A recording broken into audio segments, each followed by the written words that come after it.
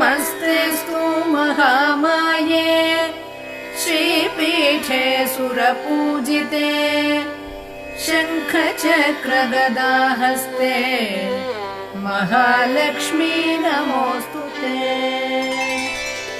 नमस्ते गरुडारूढे दोलासुरभयङ्करी सर्वपापहरे देवी महालक्ष्मी नमोऽस्तु ते।